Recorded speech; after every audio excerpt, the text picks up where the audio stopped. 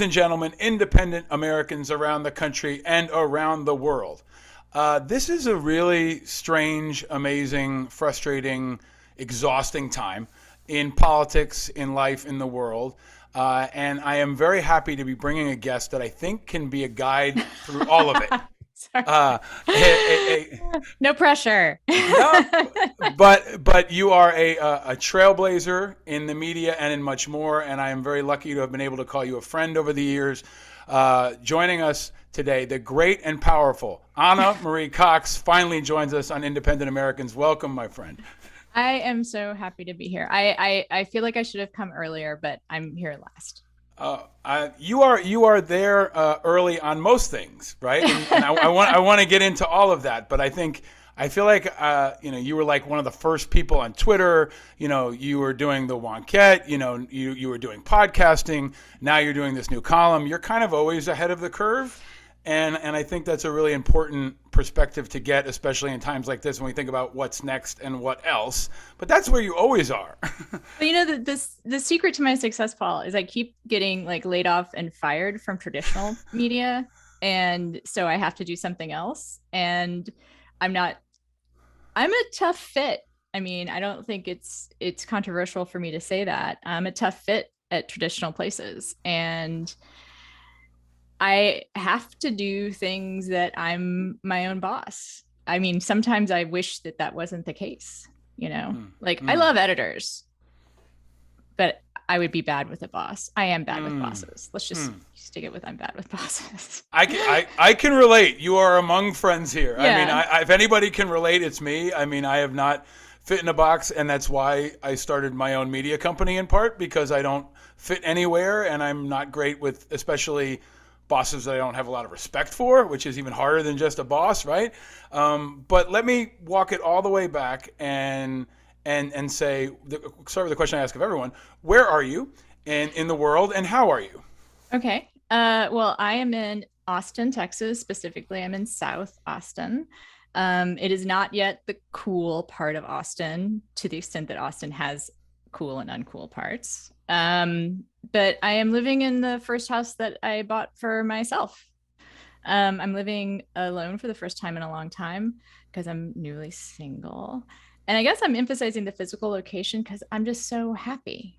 Like, Mm, I have wanted to come back to Austin for 20 years, ever since I left, basically, mm, and never could because I was usually had a partner that had a real job. And, the thing that I did when my marriage was breaking apart was I could move here. mm. Um, and that's one of the many upsides. And I have a yard for the dog. I have great neighbors. Um, and as far as like where I am in my life, I guess I covered that a little bit too, right? Mm, yeah. Started a new chapter in my life almost exactly a year ago. And less than a year ago in December, I mean, I don't know, can you have multiple chapters like overlap as far as new chapters go? Because I left Crooked and sort of bid a fond farewell to the podcast I was doing there. I think we were just done, like, oh, can I put new batteries in my light? Sorry. Sure. Or do Sure. you edit the Sure. video? You I edit the can, video. if you'd like Okay. me to. Sure. All I right. can. Thanks. I can pause it there and pick it back up. Because I do look really dark if I don't have the light. Sure. Whatever you Well, prefer. you know what? This is fine. We'll do this. Okay. Okay. Okay. Sorry. It's I'm going to okay. start over. It's okay. Well, whatever. Um, so and then Multiple chapters. right, so then in December I kind of had yet another chapter start, and I don't know if you can have overlapping new chapters or if it's just a new chapter on its own, but I bid a fond farewell to my old podcast with friends like these. It just, it was a legacy of the Trump era in a lot of ways, Mm, and it didn't feel fresh to me anymore. um, I felt just a little constricted, and that's a bad feeling for me. mm, So I am now a little bit casting about. I have this new column. I have some other projects. I think the thing that you and your listeners might be interested in, if they know who I am, is that I'm very intentionally not looking to talk about politics anymore. Like, I don't want to say I'm done, actually. I shouldn't say anymore, but it's political journalism. I'm interested in politics. Political journalism, I'm not so interested in. Put it that way. I would love to pull that apart in whatever way is most comfortable to you. But when I think about all of that, I think about how this is a really interesting time for a lot of folks to start new chapters, or to have multiple chapters at the same time. You can have this kind of portfolio existence now, and especially post-pandemic, where you can do a couple different things. And I think one of the reasons I wanted to have you on right now is because I think this is maybe the hardest time of the year. Right, as someone who has worked in mental health and community outreach and politics and all of that, you get to like mid-February, and that is especially in the Northeast and places where it's cold, people feel depleted, people feel exhausted. It feels like summer will never come, and that's when you need inspiration and counsel and guidance, all the things that you have provided, whether it was intentional or not. But let me ask you a question, if I can, Anna. When did we meet? I'm trying to think of when we first met. I was at Time, and I think you were an influential person in some way. I think we had a party for like the 50 most influential people in DC, or maybe it was I was at GQ, because both places did that. I looked in my phone because you've been at GQ and Wonkette and MTV and so many other places, and I don't know if I put it or in there. Or maybe it was at a convention, one of the conventions. Might have been. I put as your title, I had troublemaker. Yeah, that's what I used to have on my business card. Well, that's why I thought it was so cool. So that went in my business card, in my phone. But I also think we had this kind of situation where I felt like I knew you because we're on TV all the time, almost next to each other. So it's like feeling like your friends know your other friends when they've never actually met. Yeah. So we're in that ecosystem. But I remember seeing you in Austin at South by. And that was that's a place that always gives me energy. I love Austin, and even now you're ahead of the curve. You're in a part of Austin that's not yet cool, but will be soon. When the hipsters get priced out of the other areas, they'll come here, and then the neighborhood will lose its diversity, which will be sad. But I hope all my neighbors get huge buyouts. That's what I hope for them. I hope that for every neighbor everywhere that wants to be bought out, right? Yeah. But when we look at, if you don't want to, you can always give me the stiff arm if you don't want to go into politics. But I want to ask you to pull it out from a macro perspective. When you look at politics, media, now you're in, I don't want to call it self-help, but like wellness, sobriety, like this really important space that I think is where it all intersects, right? When you look at the world, where are we? Where do you think we are in this moment in America as all those things intersect? You do think about these things, and you dabble in so many areas. So where are we as a country right now, in your view? Things are not good, Paul.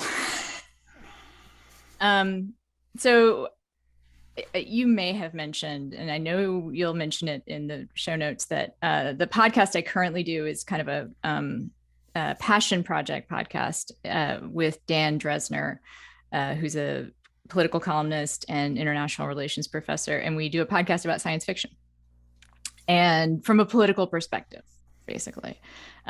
We started actually covering The Expanse, and I know hopefully we'll talk about The Expanse more.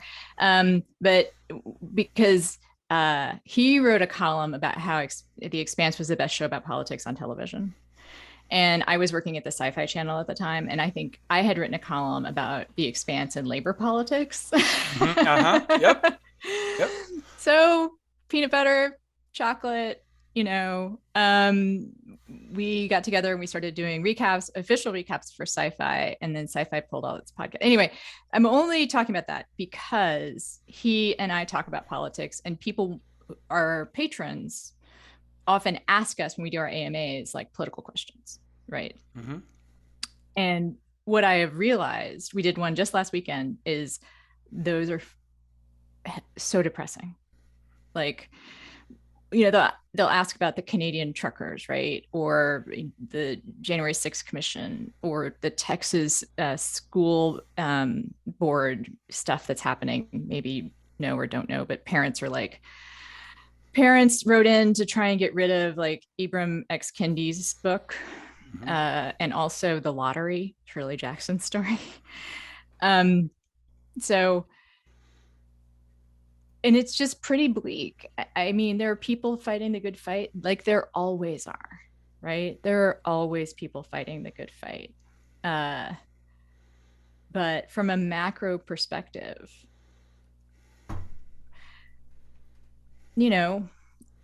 people are tired, really tired. Yeah. And bad things are happening, and it's hard to fight when you're tired. Yeah. I wanted to get into that with you because if we use the construct of the pandemic as a war, and we are close to the end of the war, what people who have been around war and experienced war know is when the war ends, the real suffering begins. And not everybody comes home wounded, but nobody's unchanged. And I think we're just starting to see the long tail of the pain and the carnage of what we could call a war, but the mental health challenges, the family challenges. I've been writing about kids as someone who's teaching in college and has preschoolers. Like, I'm seeing it. The kids are not all right. We're not all right. And I think there's an important intersection that's happening that I think a lot about, and I think you're touching on. I'm an activist.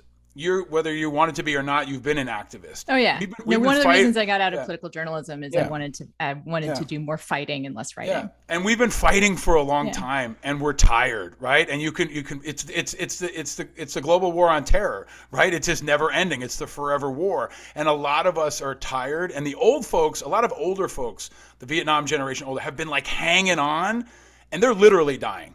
Right? They're dying, and we are like now becoming the elders, and this new generation, hasn't kind of gotten their footing yet. They're starting to, but I think that feeling of depletion and tired and exhaustion is really important to talk about. And I will tell you too, I think men are having an especially hard time talking. White men are having an especially hard time talking about it. Yes. Talking in a productive I thought you were saying they were having an especially hard time, and I was going to be like, Paul. No. No, but I think your reaction underscores why I think it's hard. Because they don't feel like, and this is the conversation white guys have with other white guys, right? And other guys too, but like they just don't talk about it, right? And that's always been a thing in this country. But all that is to say, the pain is coming from all sides, and you're now in the pain space, right? You're talking about sobriety, you're helping people through it. So can you talk about the column, right? And why you want to do that? Why do you want to put your energy and all this experience into that now? It was the first thing I thought of when I realized I was going to close the curtains on With Friends Like These. It was literally when I was like, what do I want to do next? In complete transparency, I thought about it as a newsletter first. But I think, with the exception of every friend that I have with a newsletter, I think the newsletter market is maybe not great. Yeah. And I also like having an editor, and I like honing my work. I don't want the freedom. It's funny. I don't like bosses, but I don't want the freedom to publish the first thing I think. Right. So that's why it's a column. And as far as like why it's about sobriety is, I don't want to cry, but this last year was the hardest year of my life.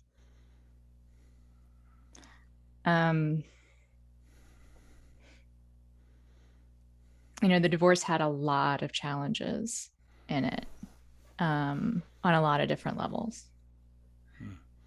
Also, there was, this podcast to deal with that didn't feel right sometimes. My father I'm dealing with some family stuff, and new house, new life. And every time, and I've said this before, maybe not in public, but it's the hardest year of my life, including the first year I was sober, including the year my mom died of alcoholism. But every time things got really bad, every time I felt like I might be hopeless, I stayed sober. Hmm. Um, it's the thing in my life it's the most important thing in my life. And it it's funny, people think sobriety is work, but sobriety gives me strength. Hmm.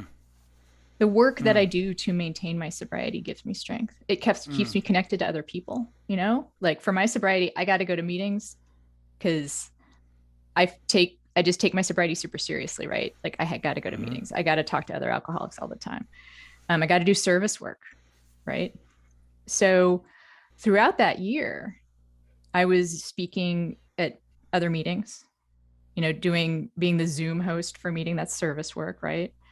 I was sponsoring another woman, sometimes going to 5 meetings a week.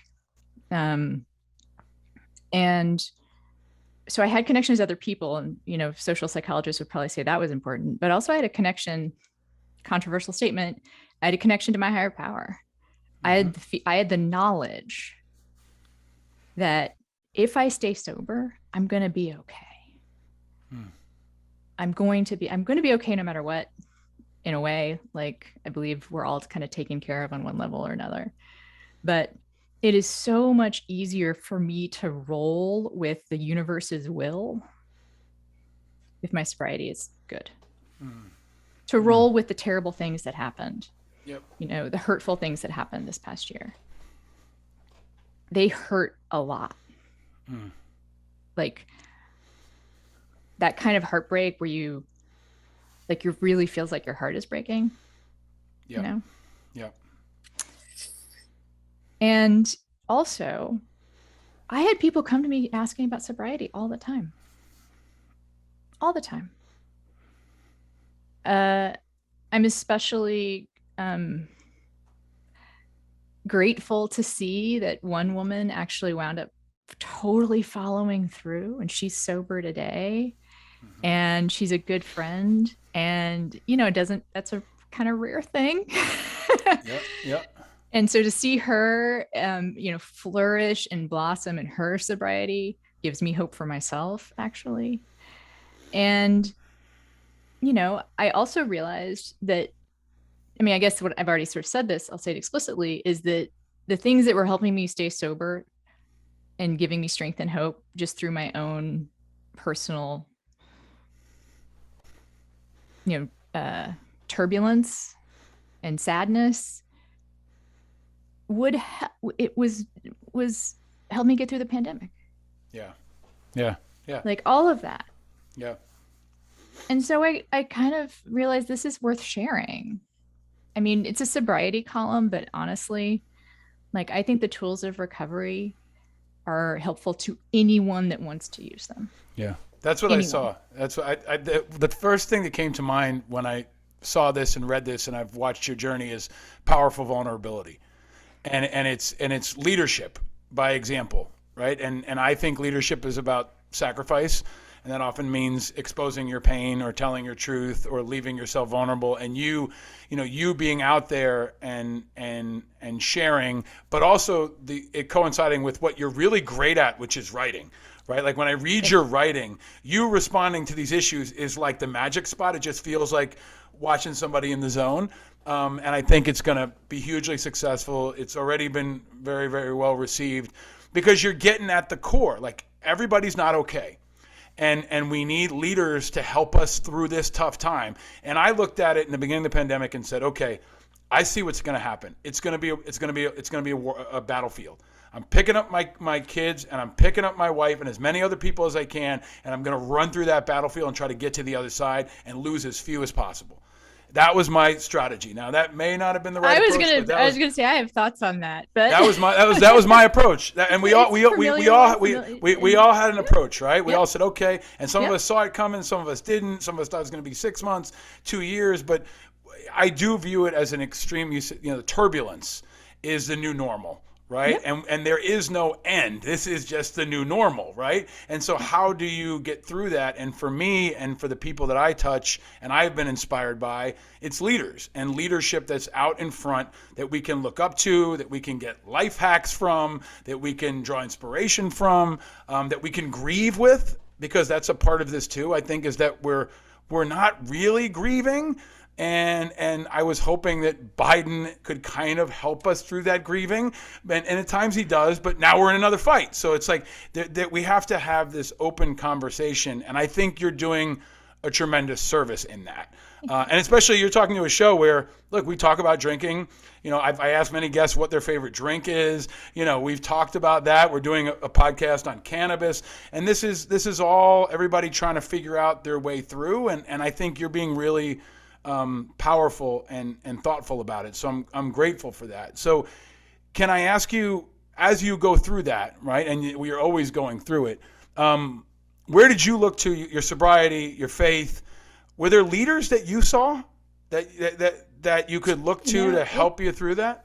It's funny because in AA, and I already messed up. You're not supposed to talk specifically about AA. So I'll say in 12-step programs, there are 12 steps, which people are familiar with, and there's 12 traditions as well, which are the guiding principles that help us govern ourselves. Mm-hmm. And mm-hmm. What's funny about them is that we don't govern ourselves. And I went to a meeting this morning that was about the second tradition, which is we have no leaders but trusted servants. And yeah. Yep. I mean, we have people who are elected to lead a meeting, right? But they're there to make sure the doors are open at the church at 6 p.m., right? They're there to make sure everybody gets heard. They're there to make sure a share doesn't go over time. Like, they have a job to do, right? Yeah. They are a trusted servant. And the way AA governs itself is sort of Robert's Rules of Order, but everything has to be by consensus and not just a vote. Mm-hmm. The minority always gets a chance to speak. And people who are selected to quote unquote lead those kinds of decisions, which don't happen in regular meetings, by the way. No one who wants to go to a 12-step meeting, don't worry, like the stuff I'm talking about happens outside of it. Like, right. Yeah.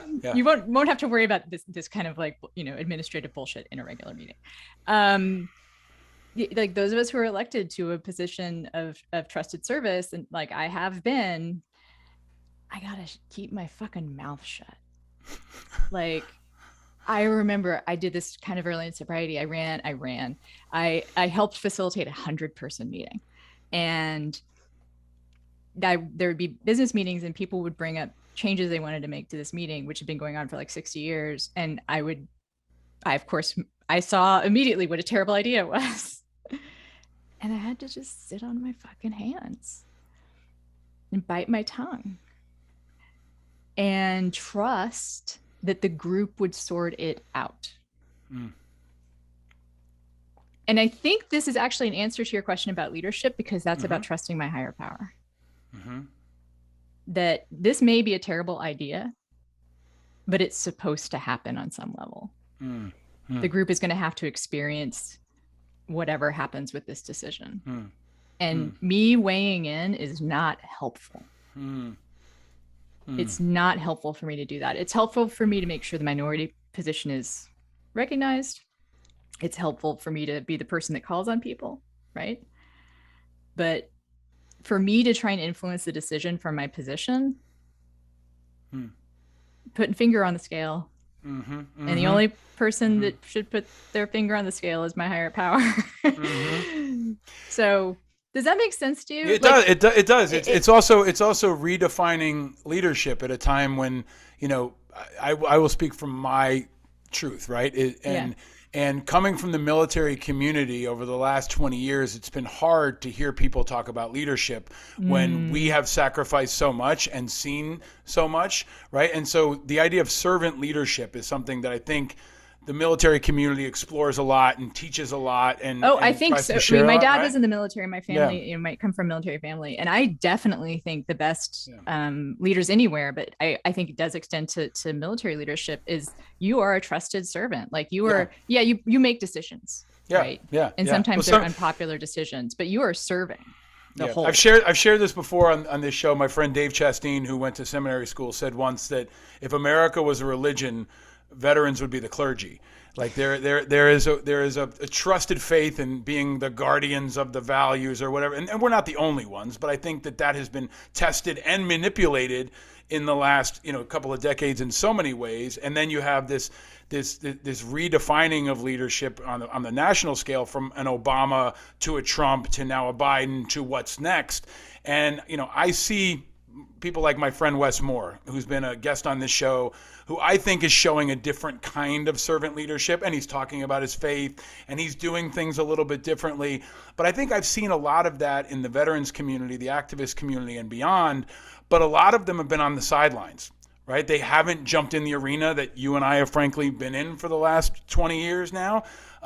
Somebody said to me once that IAVA's membership was kind of like a giant AA network, right? It was a place for us to gather. Oh, we had shared values, clicks. right? Totally clicks. And so is are we really seeing, like, this is a better model than Congress? This is a better model than how we're leading more broadly? Because you've explored it. You've had people on. We're talking about The Expanse, right, which is a great case study. But you have a contrast of leadership styles, and by default, in times like this, I think people are looking to external.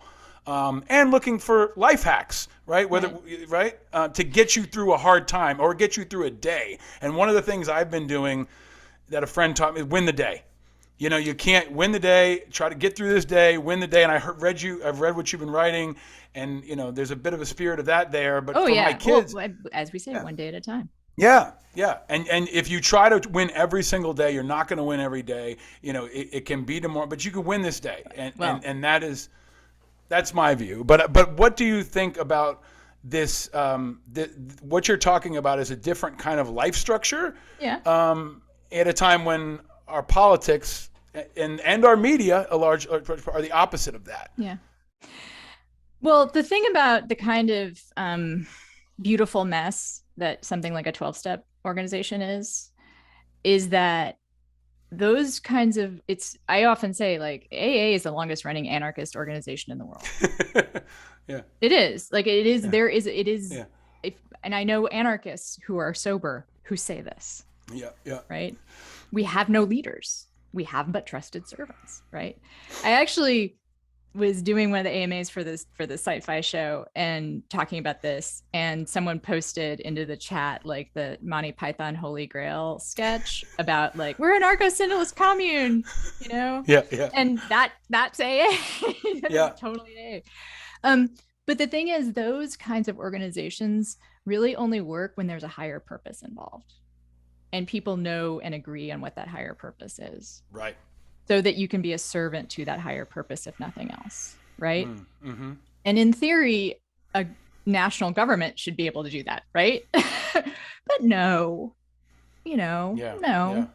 We have different values. You're going to need to make decisions in a different way. I just understand that that's the way the world works. Like, in my perfect universe, would all things run this way? Yes, they would. But I recognize that's never going to happen. So we just do the best we can, right? Like, we try to find the servant leaders that we like the best and trust the most, And I think probably AVA works because it does have a higher purpose, right? Like, and everyone agrees what the higher purpose is. So if you have a fight about something, you can be like, well, does this serve the higher purpose or not? Right? But there's also tremendous structure and discipline, and right, like, which is a part of this. I would say AA right? has structure. It just doesn't have leaders. Right. Like, we have, you go to a meeting anywhere in the world and it's going to feel real familiar. Yeah. I took my mother once. This was, I don't know how long ago it was. My mother and I went on a journey to Hungary, which is where my grandmother and her mother was born. And, we met up in Budapest, and we went to the homeland and did this journey. And I took my mother to an Al-Anon meeting in Budapest. Oh, like, we so took a public. You mentioned Al-Anon. That doesn't get enough attention in the world. So thank you. Right. Well, we took a public bus, I think, and she went inside and I sat in the park. But, like, there was this, my mother's been going to Al-Anon for decades. And I felt that community. And maybe that's what I want to put a finger on that I think is also missing right now. The community in this country is shattered, and I've tried to create it with the show and all of my work, and I think you have done that with your work. And this sense of any positive community. In the absence of it, you've got the Oath Keepers, and you've got the Freedom Truckers, and all these other variations, which is, in my view, a lot of people looking for community. I feel like I get it. Yeah. So as a part of that, I want to pull this apart because the other priority that I see in all of this that isn't recognized and focused on and has resources leaned against is mental health. Like we talk about it on this show a lot. I've been open about it. You've been extremely open about it. Can you frame up, given we're in a shitty situation, right? I think the mental health crisis is maybe like one of the most urgent parts of that shitty situation because it impacts everybody. When we say the kids are not all right, mothers are not all right, I think everybody's not all right, right? Yeah. It's Syria after a war, right? So can you just talk about that? Like how do you prioritize? Is this sort of the life hacky part? Yes, it is really. Okay, but also I'm pulling you back maybe reluctantly into politics. Like what do we need to see from politics I'm gonna go, with regard to mental health? I'm going to go easier to harder then, right? Yeah. I'm going to do the life hack stuff first. Yeah, yes, please. Which is when I said earlier that I used the tools of recovery to survive the pandemic, I want to let people know what those are so that they can think about those tools in their life, right? Thank you. Yeah. The first one is community. Like find your people. And some people are like, oh, Zoom doesn't feel whatever. Like if that's what we have to do Zoom, right? If that's what's available, that's what's available. And I don't think it matters what that community is quote unquote about, right? Like it can be a knitting group, right? It can be a fan group, an Expanse community. We're just going to talk about the Expanse like a little bit in every segment. We're just going to mention. We had Wes Chatham on this show. We talked. Yeah. I am an evangelist for the Expanse more than almost anything else. So it can be a fan community. It can be, but it also has to meet, right? Like that's kind of part of it. It has to you have to have some kind of time when you spend with each other. You have to show up. You have to show up. Yep. And that gets you almost so elegantly to the second thing, which is service. I tell newcomers in AA, showing up to a meeting is service. Because what if no one showed up? Or what if only one person showed up, right?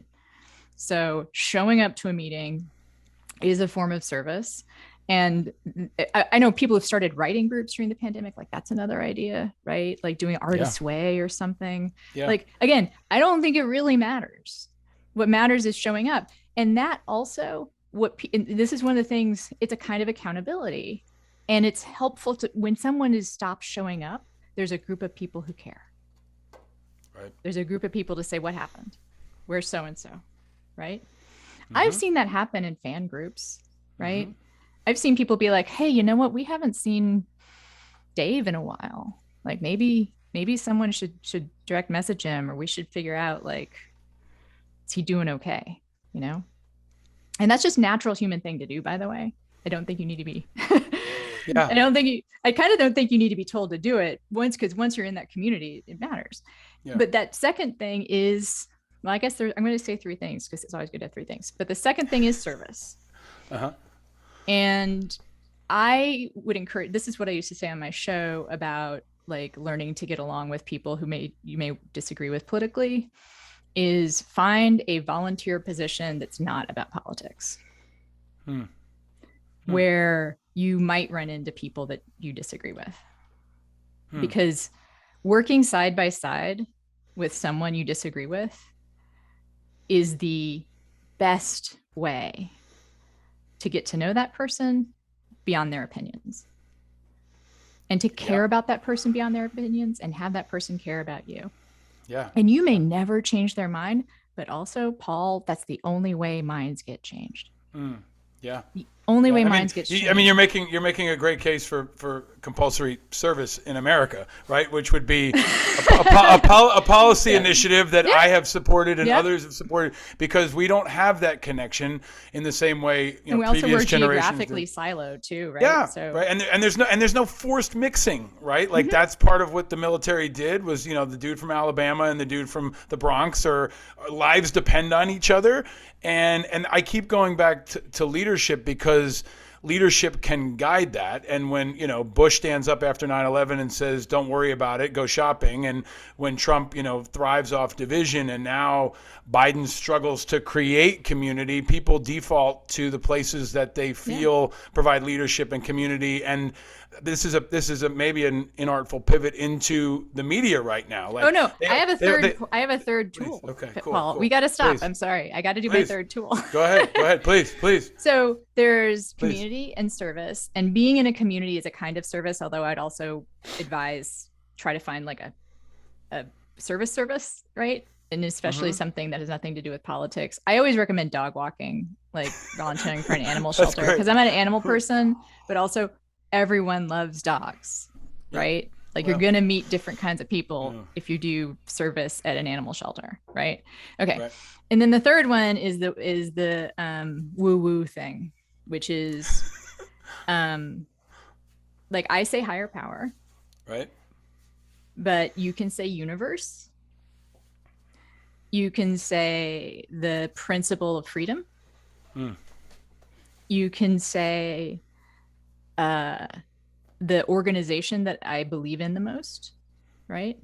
But it is really important to have something you trust, you know, and something you can believe in. I think principles and universe, nature, gravity, like Does the future qualify? Because when we think about like The Expanse and we think about this time and like there is a sense of living in the now, and it's hard to think about the future. But for people, you know, we're doing this for our kids, or we're doing this for the future. Like, does that work anymore, or is it too dystopian to? I mean, you've talked to The Expanse folks, and I know I've talked to the Ty and that guy. Yep. We had that guy on, and I've told him he needs to go on your show. Wes, if you're listening, you got to go on his show. Got to go on my show. Absolutely. And one of the things that makes The Expanse so great is that underneath what is a lot of cynicism and irony, there is hope for humanity. Right. Yeah. And I would say I would take your future and turn it into humanity. That's great. Right. Yeah. And the reason that's important, and the reason it's a tool and not just an idea, is that when things go wrong, when you are down, when you feel like you've done everything you can and nothing has changed, you need to be able to say, but my thing that I'm having pain about right now is part of some larger process that is balance in the universe. And it has meaning. The pain that I'm feeling right now has meaning. So it gives other people strength to know that they're not alone in their pain, and that's a huge part of that leadership by example that I think, you know, leaders don't always volunteer. Sometimes, you know, they're volunteered by the community, right? And so I hope it continues to grow, because you've got a community that has followed you from Wonkette to MTV to all these other places, and will continue to follow you. But I got to get you to respond, if I can, please, on this moment. Sorry. Because if the personalities are creating churches, okay, right. Joe Rogan built a big church. Okay, Dan Bongino's got a big church. Rachel Maddow has a church, right? There are these churches where all over the place where people are seeking community, and they are increasingly, it seems, and maybe that's always been the case. Is Rogan the evolution of Howard Stern and Imus and Rush Limbaugh and whatever else, right? But there's always been a power within the media that can even, extend beyond politics, and it feels as though we're in a moment where that is happening. Right, where you can be a force for good and someone else can be in their ear as a force for bad. So can you tell me your thoughts on that landscape where you were first, you were one of the first people on Twitter right? Long before Trump got on Twitter. You were doing a podcast early on, I don't know, when Rogan was still small, right? Like you were ahead of all of these things that are now increasingly influential and, powerful tools for good or bad. Can you, just talk about your thoughts on that landscape in this moment? The sort of the landscape of the cult of personality. Yes, especially where, Rogan has been the story for 3 weeks now, right? Well, I mean, I guess I'll just have to comment that when I said have a belief in something, right? It can't be a person. Right. Like the higher power, the one thing I would advise is you can't make it a person. The person is that's going to not work out for you. Yeah. Right. Yeah. And I think that the problem with, not the problem, but something that you see in these cults of personalities is actually something we've already touched on a bit, which is that they're silos. I think these cults of personality would not be so bad, would not be so destructive if the people that were fans could also be fans of something else too. Right? Yeah. And also know people who were fans of something else.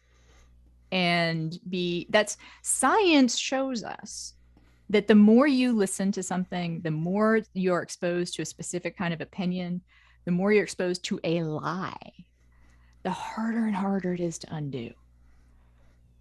And what's more, if you see or hear something that goes against that untruth or that belief, whatever it is, the brain will start to react as though that's a threat. And even further inscribe that belief.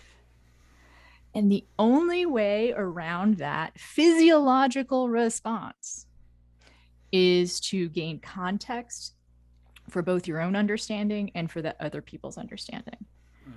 To know why someone else believes what they believe. To know why you believe what you believe. And so it becomes a belief and not just a part of you, if that makes sense. Yeah. So you can recognize it as like, oh, I'm really slavishly following Joe Rogan. Gosh.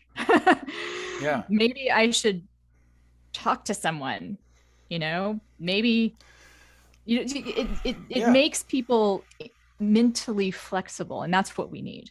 We need not to change minds, but to give people the capacity to change their minds. Right. Yeah. I mean, I'm with you 1,000%. And it actually takes me to a place that I wanted to go to with you, which is, you have checked out or removed yourself from many of these places, right? That you've chosen to, right? However you want to frame it. But many other people are doing that too. As many people are getting involved in politics are also checking out of politics.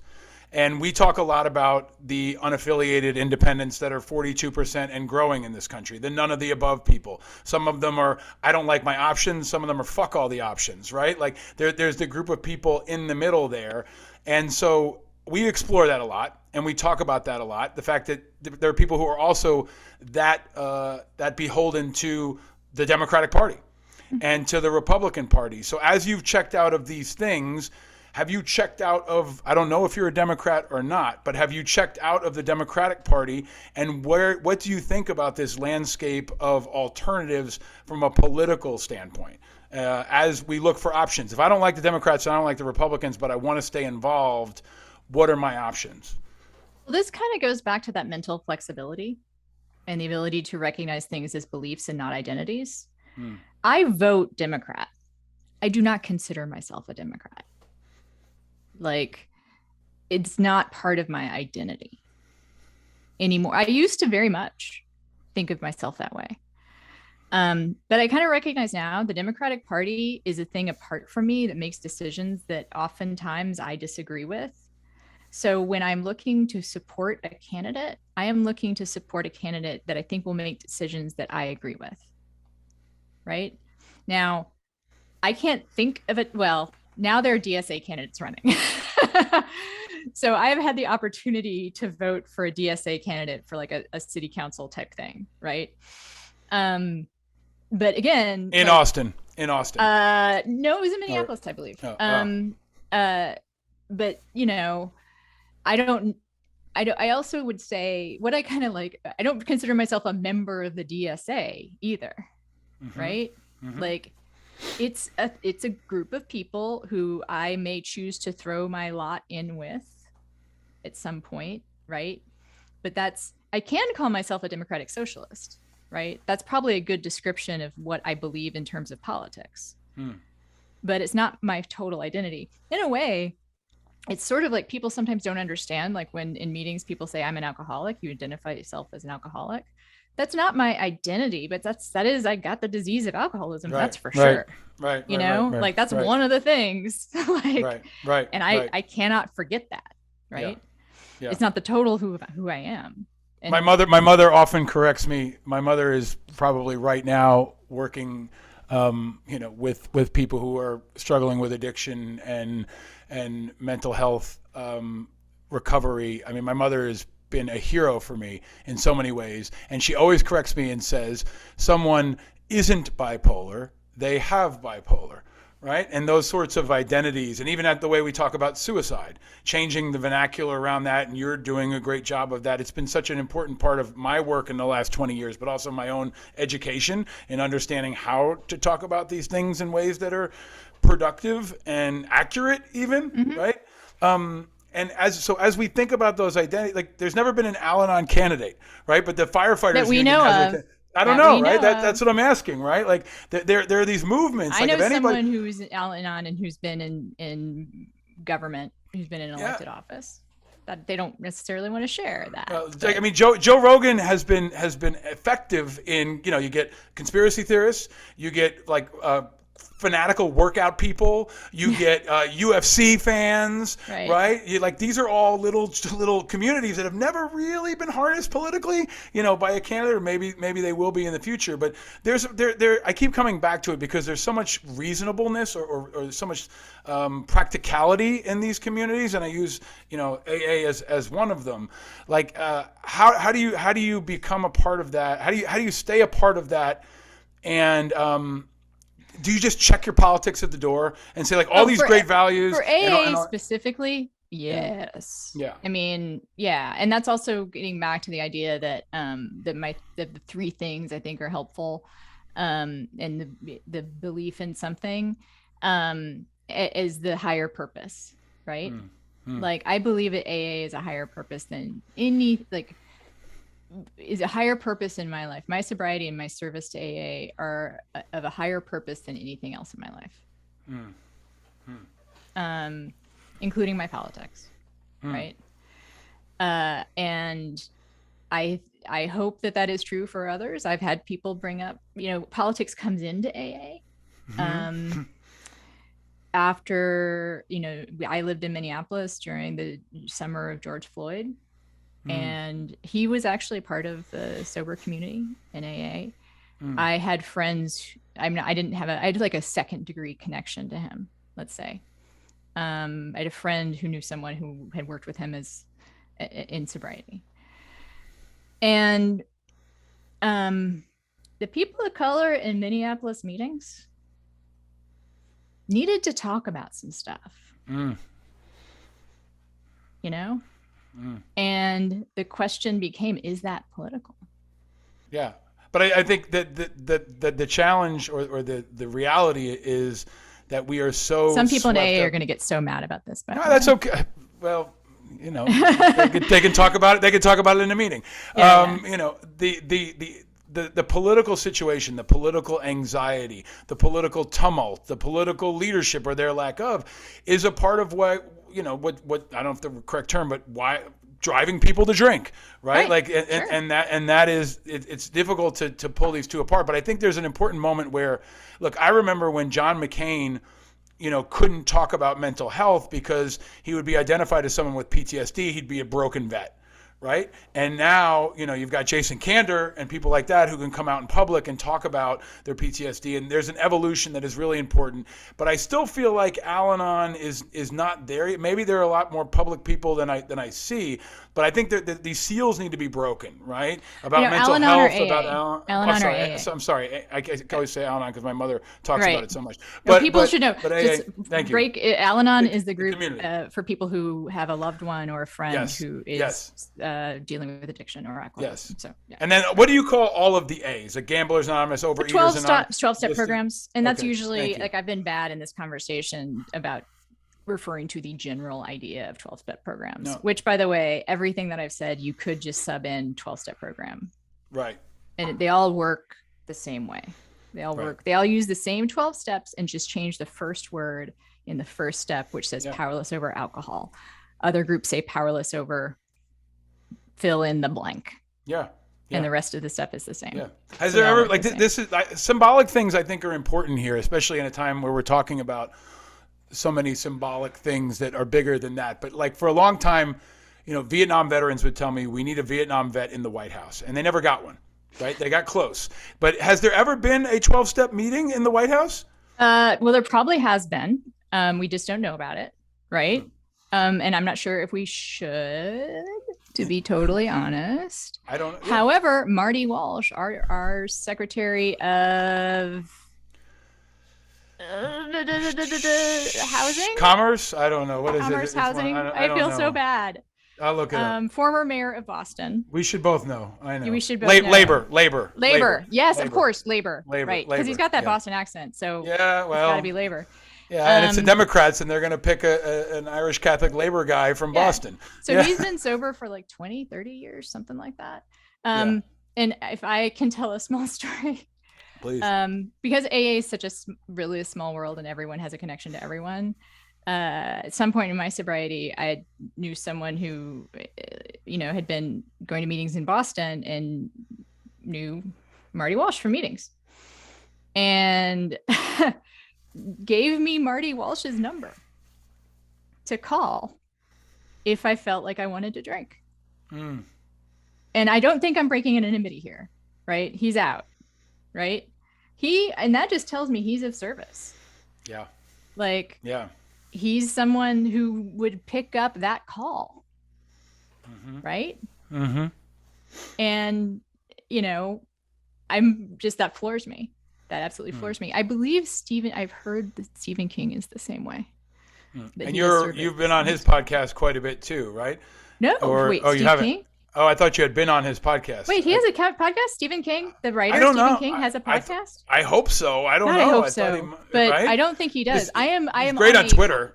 I am actually a regular on a Stephen King podcast that's just about Stephen Oh, King. that's what I read. Okay. That I okay, absolutely okay. I am on the nerdiest podcast, man. Like Yeah. I I read that, so King- that's why I thought there was a connection. I was with gonna be like, oh my god, like Okay. Well, I hope Stephen King. super I hope excited. Stephen King comes on my podcast and your podcast. Yeah. But because look, this is a tangent, but he has an insight into pain and vulnerability and a lot of the things that we've been talking about, right? Yeah. And he's one of those guys I look across, I go, I'm glad he's talking about politics. Like there are people that seem to have broken the seal in the Trump administration, and since the Trump and are now out there and leaders of different kinds, and maybe to pull it all back together, I think we need those leaders in these tough times. But we need to go back also. We need people who are out in their recovery for sure, and we need them in positions of power. Yeah. Because there is a stigma still attached to all kinds of the mental health, to addictions and alcoholism. And what I think is interesting, I wrote a column about Marty Walsh actually, and what I think is interesting is people assume that like someone who has an addiction, especially if it's someone who lives one day at a time with their addiction, they can't be trusted, right? They might slip up anytime. That's called being human, right? And what you do is you look at their record. Like, I don't know if I'd want someone who was like a month sober in office, right? Like that I'd have to really think about that. But as anyone running for office can screw up in a way that hurts you, right? So we all live one day at a time. We all live on the precipice of making a mistake, sometimes a big mistake. And what we can be joyful at the end of the day, like I don't like win the day, I kind of like survive the day in a way. Yeah, I'll Like, tell you, yeah. like I mean, for me, if I stayed sober, then fuck it, man, I won. Like, you want to Yeah, say winning? I won. Like, yeah. but that is, everyone should be able to say that. If you got through this day with your sanity intact, with your loved ones around you, with a pillow to put your head on, you won. You won. Congratulations, and celebrate it. You know? Well, we have one having you on this show finally. Okay. You have agreed to stick around for a couple questions for our Patreon members. So if you're not one, you should be, because I'm going to ask Anna the questions we always ask, which will include, I'll save it for like, what is your non-alcoholic drink of choice? Okay. Because that is something we've been talking about. Can I ask you, what do you think, and this is a hard thing to put on you, but you've been answering hard questions in media for a long time now. What do you feel like is the most important thing for people to think more about in the context of all this, beyond the obvious? But like as you go through this, and this is not so much a life hack, but political, social analysis, right? You've been elevating issues for a long time. Ukraine might be at war by the time this drops. There's all this dynamism. But with the microphone you've got, as we end on this, what should folks? We say stay vigilant. We say look for the helpers. A lot of that is themes in this show. But as a part of that vigilance, what's something we can keep an eye on or root for beyond The Expanse and your column, of course? The first thing that comes to mind is community. The second thing that comes to mind, and sounds like such a cliche these days, is self-care. And those should be in the opposite order. You have to put your own oxygen mask on first. If a broken person has a really hard time helping another broken person, they can, right? Like, you can be an ally. But if you're broken, and maybe some people don't like the term broken or whatever, if you're struggling, it's okay to put a priority on your own struggle. But that second piece is community, right? Never lose connection with service. Never lose connection with the idea that is part of your duty in the world. Like, I believe this. Like, I believe it is part of, I am to take care of myself. This is actually, you might be familiar, there's a phrase in the Bible kind of about this. And to love others, something like that. I believe that's how it goes. So my first duty is to myself, and that we're trained to think that's selfish, but I don't believe it is. Because it's not about things, it's about myself, my being as a whole person, right? But part of my being healthy as a whole person is loving others. I can't be healthy as a whole person in isolation, right? So, and I am very lucky in that I am a 12-step program, and that 12-step program does that for, like, that's part of being in it, right? Yep. Is I take care of myself, but I also have to do service. Like, and that service, by the way, is for me in a way, right? Yeah. Like, Yeah. I get probably more out of it than whoever it is I'm doing service for. And if you can do those two things, if you can keep that balance in your life, you can get through a lot. You have given us, one of my mentors and friends was a mental health expert, and when we were deep in the suicide fight, he'd say, look, man, it's not a pill, it's not a therapist, it's hope and connection. Those are the things that save lives. Those are the things that get people through it. And that is been something that's always stuck with me, and it's what I'm left with in this conversation. You're giving us hope, you're giving us connection, and I think your column is genius and such a great way for you to flex all of your best talents and your powerful vulnerability and your leadership. So you've been really, really intrepid for a long time, and this is a powerful, exciting moment where I'm rooting for you, and I know a lot of other folks are rooting for you, and I'm thankful that you joined us, and I hope to get to Austin soon to hang out. Yeah. And I mean, one of the celebrate. reasons I moved here, honestly, like is because people visit here. And I have a guest bedroom, but unfortunately I also have a part German Shepherd dog. So sorry. Well, to be continued. Until then, I hope you'll come back on the show. Right. Anna Marie Cox, thank you, and please stay vigilant. Thank you.